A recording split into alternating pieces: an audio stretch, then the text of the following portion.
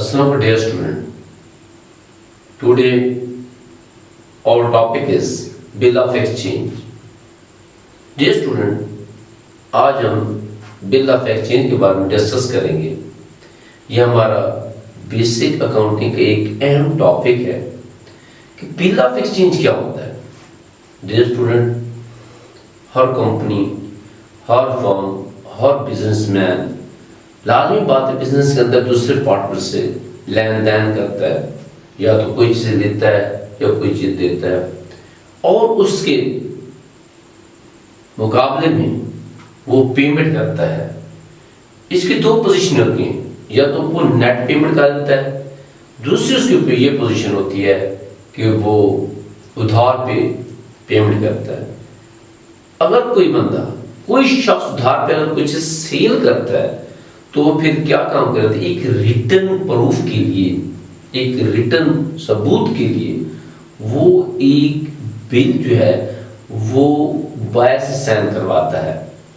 جب بائر سے سائن کرواتا ہے تو پھر وہ کیا کرتا ہے؟ اس کے اندر وہ ایک ایگریمنٹ ہوتا ہے کہ سیلر کو بائر کس دن پیمنٹ کرے گا.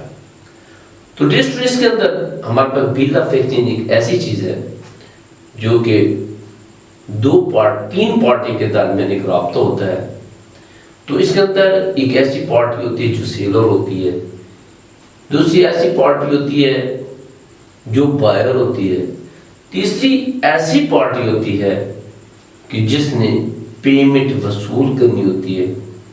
تو اس طریقے سے بعض اوقات ایسا ہوتا ہے کہ جو سیلر ہوتا ہے وہ وصول کر لیتا ہے، یا بعض ایسی پوزیشن ہوتی ہے سیلر جو ہوتا ہے وہ بائر کو کہتا ہے کہ آپ نے اس شخص کو جس کو میں کہہ رہا ہوں اس کو آپ پیمنٹ کر دیں. تو ڈسٹریس کے اندر ہم یہ دیکھیں گے کہ ہمارا بل آف ایکسچینج کے اندر ہمارے پاس تین پارٹیاں شامل ہوتی ہیں. ایک ہمارے پاس ڈرائر ہوتا ہے، ایک ہمارے پاس ڈرائی ہوتی ہے، اور ہمارے پاس تیسرا جو ہوتا ہے وہ پے ہوتا ہے. تو اس کے اندر تین پارٹی شامل ہوتی ہیں. تو ڈیئر اسٹوڈنٹ، سب سے پہلے ہم یہ ڈسکس کرتے ہیں کہ what is the bill of exchange, کہ بل آف ایکسچینج کیا ہے. تو بل آف ایکسچینج جو ہے ہم اس طریقے سے ڈسکس کریں گے کہ ایک انکنڈیشنل ہمارا جو ایک آرڈر ہوتا ہے جو کہ ایشو ہوتا ہے ایک ایسا شخص یا ایک بزنس کی طرف ایشو ہوتا ہے. تو اس طریقے سے جب ہم ڈیفینیشنز کی بیان کرتے ہیں اسٹوڈنٹ، تو ہم اس طریقے سے کرتے ہیں کہ an unconditional order issued by a person or a business which direct the recipient to pay a fixed sum of money to a third party at a future date. In future date may be fixed or negotiable. A bill of exchange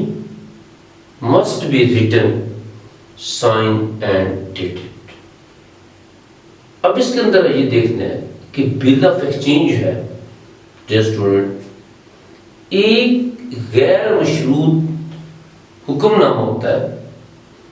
جس کے اندر لکھنے والا اپنے دستخط سے کسی دوسرے شخص کے نام ایشو کرتا ہے،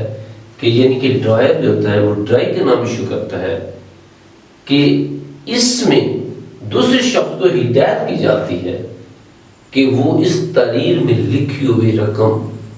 اندل طلب یا ایک خاص معینہ مدت کے بعد اس کو یعنی کہ ڈرائر کو یا پھر جسے وہ کہے سپوز پے ہے وہ اس کو ادا کرے گا. ڈرائی جو ہے وہ ڈرائر حکم کے مطابق پے کو وہ ادا کرے گا، یعنی جسے ایک خاص مہینے کے بعد اسے یا جسے وہ کہے ہم لہٰذا کو ادا کرے گا. تو اس طریقے سے اس کو ہم بل آف ایکسچینج کہتے ہیں. تو ڈسٹریس کے اندر ہم یہ دیکھتے ہیں کہ ہمارے پاس تین پارٹیاں شامل ہوتی ہیں کہ ڈرائر ہوتا ہے جس کو ہم سیلر بھی کہتے ہیں کہ یہ مال سیل کر رہا ہے، جس نے مال سیل کرنا ہے اس کو ہم ڈرائر کہتے ہیں. اور یہی جو ہے یہ بل آف ایکسچینج پہ سائن کرتا ہے، سائن کر کے پھر ڈرائی کو دیتا ہے اور اس کو حکم دیتا ہے کہ کہ تم نے ایک اسپیسیفک پیریڈ ٹائم کے بعد اس بل کی پیمنٹ کرنی ہے، اس چیک کی پیمنٹ کرنی ہے، تو وہ حکم نامہ کے مطابق اس کو پیمنٹ کرتا ہے، ڈرائر کو پیمنٹ کرتا ہے، یا پھر ڈرائر کو حکم کے مطابق پھر پے کو اس مدت کے بعد پیمنٹ کرے گا۔ تو dear student, bill of exchange کے اندر 3 پارٹیز ہوتی ہیں، ڈرائر ہوتا ہے، ڈرائی ہوتا ہے اور پے ہوتا ہے۔ تو ڈیئر اسٹوڈنٹ، اس کے اندر ہم یہ دیکھتے ہیں کہ ہر بزنس کے اندر لازمی بات ہے کہ کریڈٹ لین دین ہوتا ہے، تو کیش پہ بھی لین دین ہوتا ہے، اور زیادہ تر جو ہے وہ کریڈٹ بیس پہ لین دین ہوتا ہے۔ تو یہ بل آف ایکسچینج جو ہے یہ اولڈ زمانے میں تھا، اب تو شاید اس کا نہیں ہے سلسلہ، تو اب تو ایڈوانس ٹیکنالوجی ہے، آئی ٹی کا دور ہے، پیمنٹ کے پروسیجر ہے، بینک کے اندر ایک پروسیجر ہے، مختلف اکاؤنٹس ہوتے ہیں، تو اس کے اندر جو ہے پیمنٹ کی جاتی ہے۔ یہ اولڈ یعنی کہ 13 سینچری کے اندر اس وقت جو ہے یہ طریقہ اڈاپٹ کیا جاتا تھا جب انگلش بزنس مین آپس میں بزنس کرتے تھے، تو اس کے اندر تھا۔ بہرحال اس کے اندر ہم یہ دیکھتے ہیں کہ ہمارے پاس بل آف ایکسچینج کے اندر ہم نے ڈیفینیشن کیا بل آف ایکسچینج کی، اور اس کے بعد ہمارے پاس parties involve in the bill of exchange, کہ پارٹی کون کون سی انوالو ہوتی ہیں وہ ہم نے ڈسکس کیا۔ اس کے اندر ہم پھر یہ دیکھتے ہیں کہ ایک اسپیسیمن کیا ہے کہ بل آف ایکسچینج، ہم نے آپ کو یہ کلیئر کرنا ہے کہ ایک اسپیسیمن ہے کہ بل آف ایکسچینج کے اندر ہم یہ دیکھتے ہیں کہ ہمارے پاس کیا ہے، کہ اس سے پہلے ہم یہ دیکھتے ہیں کہ بل آف ایکسچینج جو ہوتا ہے یہ کون کون سی چیزوں پہ مشتمل ہوتا ہے، یا کون کون سی چیزیں اس کے اندر لازمی ہے، یعنی کہ features of the bill of exchange. اس کے بارے میں ڈسکس کرتے ہیں کہ یہ کیا بل آف ایکسچینج ایک ریٹن ہوتا ہے، ایک ریٹن فارم میں بل آف ایکسچینج ہوتا ہے، اور اس کے اندر دوسری پوزیشن یہ ہوتی ہے کہ سائن بائی دی میکر، کہ ڈرائر جو ہوتا ہے یہ میکر ہوتا ہے بل آف ایکسچینج کے، اس کے سائن ہونا اس کے اوپر لازمی ہے۔ پھر تیسری بات یہ ہے کہ اس کے اندر انکنڈیشنل ہونا چاہیے، اس کے اندر کوئی کنڈیشن نہیں ہونی چاہیے، بل آف ایکسچینج انکنڈیشنل ہونا چاہیے۔ پھر یہ ہے کہ آرڈر مسٹ ٹو پے منی، کہ اس کے اندر ایک آرڈر ہوتا ہے کہ جو کہ پیمنٹ کے لیے آرڈر کیا جاتا ہے، کہ پیمنٹ کے لیے آرڈر کیا جاتا ہے۔ پھر یہ ہوتا ہے کہ sum payable must be specific, money must be defined person, پھر ٹو ہز آرڈر